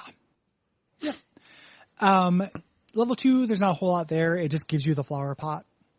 Which don't cost very much, but you can make squares plantable. Level 3 introduces one of my favorites, the kernel pult, which is corn that shoots nibblets. These do the same amount of damage as a pea shooter, but half the fire rate, which seems like a really bad deal. But every once in a while, they show big globs or shoot big globs of butter, which freeze a zombie for a while. And it can freeze anything. And I feel like I have really good luck. With these, I always do a row of kernel bolts. Oh, absolutely! And it just ends up making a big deal. It feels like a big difference. 1 out of every 4 lobs that they do is a butter pat, which is just kind of out of nowhere. Why would corn throw butter? But it's good. Well, I'm not like questioning it. It's a vegetable fat. Okay. Oh, okay. Yeah. Wait a minute, though. What? Oh boy. Well, maybe it's not vegetable fat. In America, corn is often served with butter. Yeah. Ooh, and by corn, do you mean maize? Maize. Yeah. No, but these are really good. Like having any of the enemies stand still for even just like a second, does, it's beneficial. If you freeze like the front enemies in the back will kind of get in front of them. So, you're not so much dealing with, the kind of like the cover effect, because you mostly have the lobbing kind of things, but like this will be, you can luck out and end up with a weaker enemy being the first priority target. Yeah, it helps you to break up, because the zombies are planned, like it's not a random smattering, and they're positioned in a way to put hardier zombies in front. Right. And anything you can do to break up that rhythm is good. Yes. Yeah. This introduces on the other side the ladder zombie, which moves really fast and uses the ladder as cover. And then when it hits a plant, it leans the ladder against it, so it can climb, and then later zombies can climb over that defense. So it has the ability to give any zombie the ability to vault without giving them the move benefit that they have before they do the vault. Yeah, these are a big deal. Yeah. So you want to kill these really fast, and because of the roof having the pot, you can't just throw down like a cherry bomb. No. You have to put down a pot first. So it requires some real planning. Yeah. Whenever I would get one of these, whenever like if they ever leaned a ladder up, I would use the shovel to dig up that plant, and then replace it, because I didn't want to deal with anything getting past that first plant, which was often something I put there to stop them from doing that. Yeah, the ladder's a real problem. Yeah. Level 4 introduces the coffee bean, which you have to use in addition to any nighttime plants to use them during the day. So it's like a cost tax to use those. I agree with you. This is generally not worth it. Super advanced, like Plant vs. Zombies strats, end up using the upgrade to the fume shroom. Yeah, I could see that being the other one that does like the Omni shoot, like it goes in every direction. Yeah. Yeah. That paired with garlic, and you can do some good things with that. But as is, what they want you to do is use it with the magnet shroom here, because they want you to get rid of the ladders. Right. But I can use that slot, and I can use that extra money to just get more firepower. Yeah, you just don't. You don't have to do it, but it is an option. So it's good to have that kind of as a expressive play option if you want to. Yes. There. Yeah. The prize that you get for this is the watering can, which opens up a kind of an idle play mode. This Zen garden where you can go and you get a couple of seed packets. You plant things, and as you water the plants, they will drop like money for you and stuff. Yeah. Very big 2009 Insane Aquarium. Yeah. To that. Makes less sense on a phone, more sense as like with this as a desktop app that you would keep open in your house. Yeah. Yeah. Not particularly good. In the sequel, this ends up being a big, driver for the time economy for the free to play thing. If you're playing it once a day before bed, it's fine, but it allows you to have powered up plants, which will use their plant food effect as soon as you plant them. And that can be really powerful. So you end up with like walnuts that are incredibly strong, or just like, oh shit buttons. So like the kernel pulp will butter every zombie on the screen whenever you plant it. Also on the scream. Yeah, on the scream. Good Crypt Keeper energy. So I never really messed around with Zen Garden again because it makes less sense on mobile or on tablet. I'm sure it's kind of dumb. Yeah. Having things to click on was all we wanted in 2009. That's all we needed. And it was enough, and we were happy. I wasn't happy. No. So, level 5. So your mini game here, kind of the mid chapter break. It's a conveyor belt level. Crazy Dave, he introduces this saying, you're going to hate this level, because the zombies do not march in from the right, on the roof. They are actually all dropped in by the bungee zombies. So they can appear pretty much anywhere, and you're not guaranteed to have what you need to deal with them. Yep. Yeah. I did not hate it. Any conveyor belt level is pretty easy. Yeah. Honestly. Yeah. Level 6 introduces garlic, which is a really interesting plant. Yeah. Tactically. It is a defensive plant. It has a good amount of health, and when a zombie bites it, they change lanes. I love the face they make when they bite it. Yeah. They stop. It stuns them for a second, so it can be worthwhile to put a damaging plant behind a garlic. And this makes the zombies go into, another lane where you can concentrate your defenses. Yeah. These kind of narrower gaps. So it kind of gives you a little bit more of that traditional maze building tower defense flavor. Yeah. So like I can see this like in a more difficult game being beneficial to like, okay, I'm going to spend my resources funneling the zombies into a smaller row in the middle where I'm going to concentrate as much firepower as I can. I never found myself with few enough resources where I would need to funnel them into this kind of like narrower place. So like, even though I really like enjoyed thinking about what the garlic could do, it never ended up really paying off for me. What's that? That sentence was very good. I was excited about the idea of what garlic could do. Even though I found myself I liked thinking about what the garlic could do. I never found it paying off for me. I don't think you have to, because again, this game is not rigorous, but I always used it. I always basically got rid of the top and bottom lanes. Yeah. And being able to concentrate on 4 lanes makes a big difference. There are zombies that will fight this. So you have to have your oh shit buttons. Yes. There. And this is obviously more robust than the sequel when they introduce it. Yeah. They also do weird things in the sequel where they introduce the sweet potato, which attracts zombies to its lane. Ooh. Instead of moves them. So you put it in the back, and it makes zombies switch over. Okay. That lane from behind. So there's neat things. Yeah. That they do with this idea. Huh. They introduce catapult zombies in this, which are heckin' chonkers who are on rascal shooters that lob basketballs. This isn't a device. This isn't a thing. It's not a thing. Yeah. Yeah. There aren't just like basketball throwing rascals. We're going to meet who's probably making these things for them, but yeah. Yeah. I mean, like it's a big deal. Like these things are specifically targeting your back row.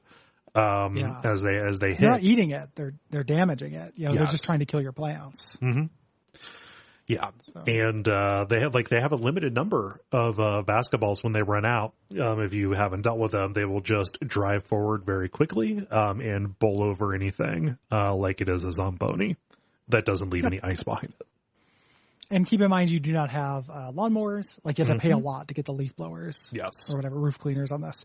So these are emergencies. You want to use a squash. Yeah. Always have a squash and a, flower pot handy. For these pop up. Yeah. Level 7. Level 7 introduces a counter for these things. The umbrella leaf. What these do is whenever a threat is coming from above, it will kind of expand its little leaves and, protect anything kind of in a 3x3 grid around it. So anything that is immediately adjacent to it, will be protected. Either from the basketballs coming, that are being lobbed, or from bungee kind of things that are coming down from the top. Yep, a little bit of a bummer because it's just a counter. Like it just kind of becomes a tax. I have to put on the safety bit to succeed. Level 8 introduces the marigold, which is purely for the meta. This does not give you any advantage in the stage. It gives you coins for you to grab for unlocking plants and mini games outside. Right. The introduction of this is very intentional. They're doing it near the end of the adventure mode, so you can start getting money, which with the other modes will cost. Right. Start kind of building that up. So. But yeah, these are introduced alongside kind of the boss enemy for the very end of this, outside of the actual boss you're going to fight at the very end. These Gargantars, which are big ogre, kind of guys who are either using power poles like telephone poles or street signs as clubs to smash anything in front of them. And they're being driven by, I love these little guys, kind of like pulling reins on him to control him, by these little imps. And when you do enough damage to the Gargantor, he will throw the imp into your midfield, and the imp will be causing some havoc back there. Yeah. Probably bypassing your defenses and fucking with your economy. Yeah. So a big problem, that. So these, and they also, like any of your instant kill things, it takes 2 of them. Yes. To kill a Gargantar. So big problem. Yeah. Level 9 introduces your last, new plant, the Melon Poult, which deals heavy kind of splash damage, a 3x3 grid. Really expensive plant. It costs 300. Yeah. But really worth it. Like these things are great. And this is, your final exam. This is the last tough stage of the game before the boss fight. Like this is the only time where you're going to have to worry about the cost of these melon bolts, as they're put out here. Because, level 10, we're going to have our boss of this chapter and the boss of the game, who introduces himself, with a delicately handwritten note as compared to the kindergarten scrawl that we had seen before. This is from the desk of Dr. Edgar Zomboss saying, hey, you have forced our hand. We are going to, need to take drastic action. And he shows up in a big zombie mecha. And Crazy Dave is cycling through like, you got to hit him in the pancreas, just going through different little random weak spots before he is taken away by a bungee zombie, leaving you all alone to fight this gigantic threat. Yeah. So this is level 10. He is in this huge zombie mecha at the right side of the screen, and he's sending in zombies in waves.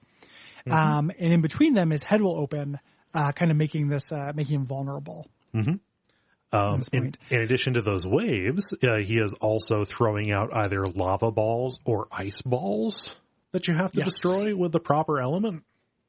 Yep. It introduces this element effect. Yeah. So you either have to put down, and you're getting this at conveyor belt level. Yes. So you're getting, the ability to do both these things.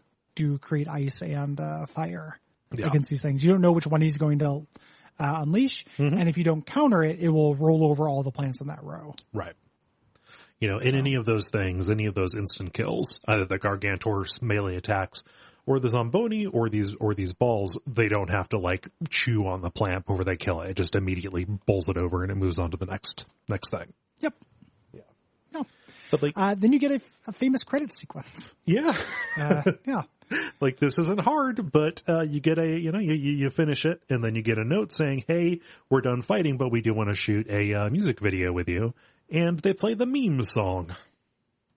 Yep, as is the style at the time, like the Portal song, which I was 1,000% in the pocket for all this. Yes. All these, like, this is a catchy, good song and Yeah. a really cute video. Mm-hmm. You know, It's nothing like- wrong with this. It's done in engine, like with the game's assets or whatever. It's got a fun hook in the chorus. The song's called "There's a Zombie on Your Lawn," and like the different zombies come in and like they have a little line about what they do. I used to play football, you know, all that. Yeah. Yeah, it's cute. Yeah. Again, like I mentioned, I'm going to use it at the end of the episode in its entirety. Yeah. Because it's good shit. I do want to mention the other puzzle modes Please and do. stuff, not specifically to sell you, but just in the order of completion. Right, or right. completeness.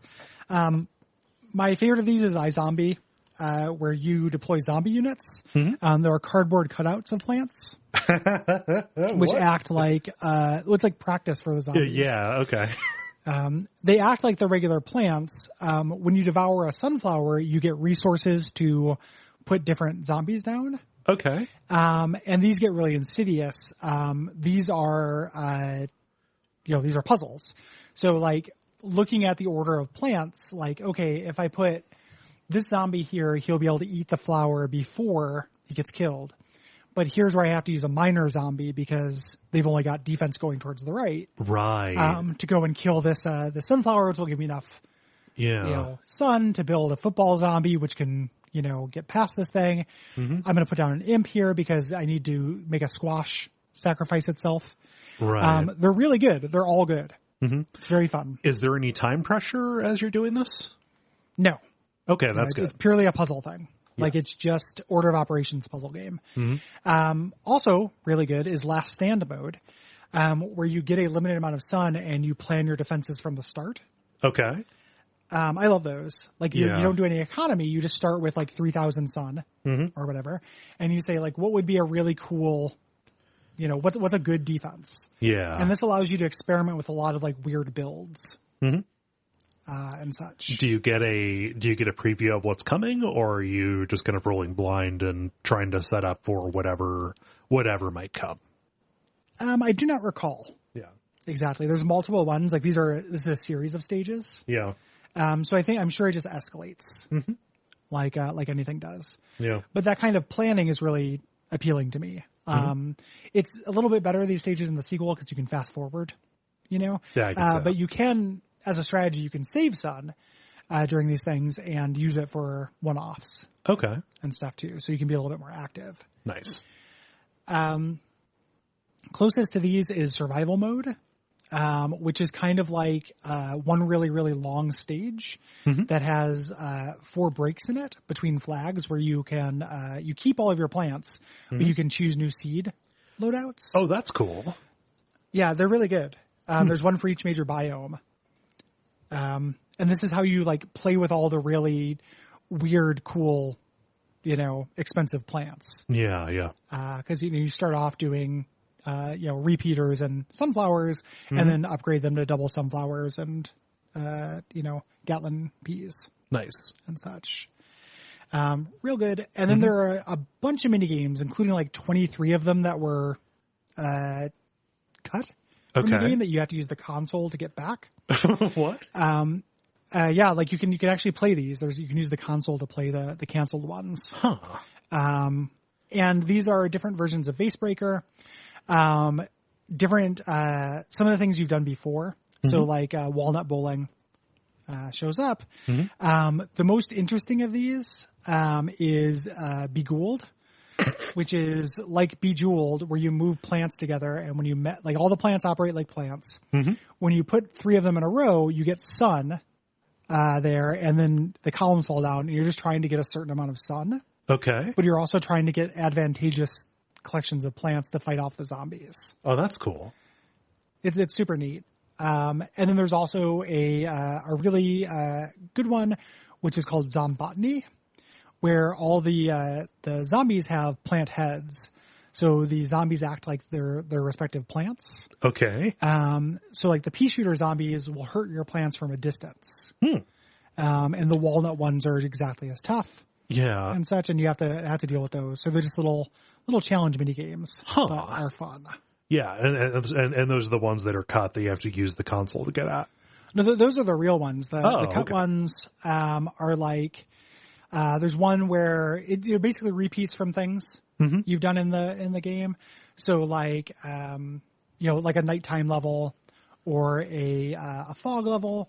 There's endless mode, which you can actually get in the game, like a survival mode, but for different biomes. And then things like lots of balloon zombies. Yeah. Lots of, there's one where you get giant plants. And there's many of them where you have to make a certain layout on your field in addition to winning. So like sculpt a sunflower out of sunflowers in the middle of the field while also winning. So. Yeah, like all that stuff sounds pretty cool to me. They're all really neat, like huge variety, and part of the strength of this game is that just kind of, going through and having a constant, dopamine squirt of new cool things to do. That's the genius, right? Yeah.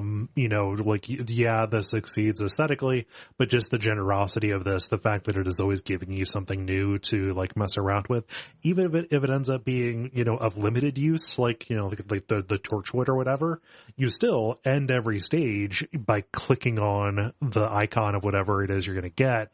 And it does this big reveal and then, gives a big description, and then you're going to want to play around with it and see how it goes. I think that is a treasure of a moment, and the fact that they figured out how to make a campaign that is just all that is, speaks a lot to like why this is still something that, even though I've played it many times and even though it is quite easy, it is still enjoyable to go back into. Yeah, absolutely. Like it's just super fun. Like it is really easygoing. Like it is casual. Yeah. And I don't know if it's a change. I don't think it's a change in me because I love this when it came out as well. But I am in the market for a certain kind of casual game. Like casual does not have to mean, a clicker. Like it doesn't have to mean something that is, not strategic. Like you can be making, and I know there are clickers where you do this, but you can be making decisions on the micro and macro that are more interesting than it initially seems, while engaging with something that's non-challenging both in terms of aesthetic and content, but also in terms of rigor. Yeah. And the fact that there are like so many interactions and trade-offs that, they never explain directly, right? Unless maybe there's there's like a bullet point in one of the, almanac kind of entries. But, you're still kind of like relatively aware of when you're weighing what to do at what time or what order to build. Like there's a complexity there that I think is, a little bit, maybe people don't give it credit for it, or maybe it's just not necessarily apparent given what is, given what foot this puts forward. Right. Yeah. Yeah. How it presents itself as like a baby game. Yeah. A little bit. And the cool thing, like all of the things that are good about this are expanded upon in the sequel while also engaging in some garbage. Yeah. Like it's, strategically it becomes one of the most like diverse strategy games I've played in terms of like number of viable strategies. Because the plants you get are cumulative. Like every world you get 5 or 6 new plants. There are 8 or 9 worlds in the game. Yeah. And then there are also plants you can get, either, buying, which I didn't do, but you can get them through, seed packets and stuff like that, like earning the fakey currency. Once you put all that stuff together, like it is just a huge, like field for expressive play. Like there are a lot of very viable builds, that you can do. And it's just a lot more complicated, and as somebody who likes strategy, in video games, like that is a catnip to me. Yeah. And the only problem with the second one is that you can't buy it. you have to play it until it gets really hard. Mm-hmm. And then it's like, well, this is not very fun because it feels like I need to do this. Yeah. You know, I need to give these people money to continue this. And which feels like a form of defeat. Yeah. Which is weird. You know, I need to give them money for like a temporary thing as opposed to buying the product. I would feel perfectly fine giving them money for a game. It's just the fact that everything feels so provisional about it that changes the relationship. Yeah. Yep. And it's not, it's actually, as far as like free to play stuff that I don't generally like free to play games. I don't think that they do a good job. Mm-hmm. This one is very expensive. Yeah. If you wanted to buy all the plants for it, it's not like a $30 unlock or something. You know, they price them shits pretty aggressively. Yeah. And that creates a lot of like well-deserved bad will, you know, for them. But it doesn't mean that you can't, you know, if you're okay not finishing it, you can have a lot of fun with that. And they introduced a bunch of new modes. There's like a tournament mode where you do PvP. With people. PvP. Like, PVZ, PvP. You know, and that's, you know, it's neat. Mm-hmm. It's neat. I want to fuck around with the Garden Warfare, the third person shooter ones at some point and see what those are like. I imagine those games go on sale quite frequently on consoles. Yeah, on consoles probably. Yeah. It's EA, so I can imagine EA's like store just never. Right. It's $30 forever. Yeah. EA, baby. So. Yeah. But that's Plants vs. Zombies. It's a good game. Yeah. Good ass game. It feels good to stretch our wings and do something like genre and kind of like tenor that we haven't done. Yeah. It's weird that we made a 2-hour plus episode about it. Yeah. Yeah. It's not that much longer to play. Like it's more to play, but not that much longer. Yeah. So yeah, check it out if you haven't played it, especially if you dismissed it. Yes. I think that you can probably have some fun. Yeah. If you have anything to say about Plants vs. Zombies, hit us up at Duckfeed.tv/contact. Or if you have anything to say about Lords of Magic or God of War 2018. Yeah. You know, and also if you have any thoughts about October's games, the deadline for that is October the 15th. Again, Duckfeed.tv/contact. Those games being, Dino Crisis 2, Soma, Resident Evil 5, or our premium episode for that month, which is Doom 3. We're doing a month of spookies. Yep. I love it. Yep. And then the way the premium episodes work, to remind you, we release the preview, so the generalities on the regular feed. For $5, you get into the Patreon and you get the entire episode, but you also get all the back episodes of that. And the back episode of Unfilmable, our $5 premium show. That is wrapping up in October, but it will be replaced. And you get a bunch of archives. And then at $10, you get all of the archives, which is just hours upon hours, like hundreds of hours of stuff. Yes. So we like to make it valuable. We like to think that we have crammed it with too much. We also want to be generous, like Plants vs. Zombies. Yes. Generosity is a virtue. Yes. Yeah, absolutely. Yeah. And then ratings, reviews on Apple Podcast are appreciated. Checking out our other shows. Early, we put out our announcement for this, but specifically keep an eye out for Orb. Yes, Orb, our Venture Brothers recap show, where we're going through that amazing animated series, that incredibly dense, incredibly funny animated series that is kind of a, it's its own thing, but it has a lot of like love letters to classic animation kind of stuff in it. You know, like just like 70s Johnny pulp. Quest. Johnny Quest, like that kind of thing. Yeah. Yeah. If you want to hear me explain David Bowie lyric references to Kole, buckle up, because I know all of the David Bowie things from that, and I'm going to say them all. Yeah, that's good. I know. I have picked up many of them, but there may be obscure ones, especially because the man himself appears. Not actually voicing himself, but it is him. Yeah. It's certainly it's canonically David Bowie. Yes. Yeah. Some of that stuff is so incredibly good. Yep. Yeah. So we appreciate you. Until next time, what should they watch out for? They should watch out for that zombie on your lawn.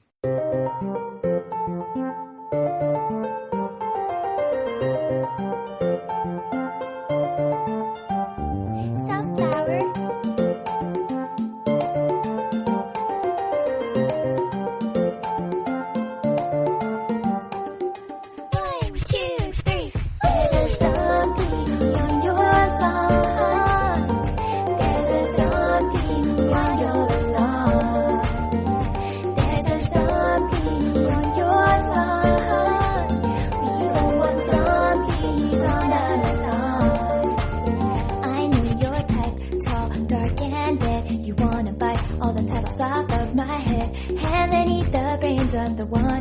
me here. No! I'm just a sunflower, but you need power and entire infantry.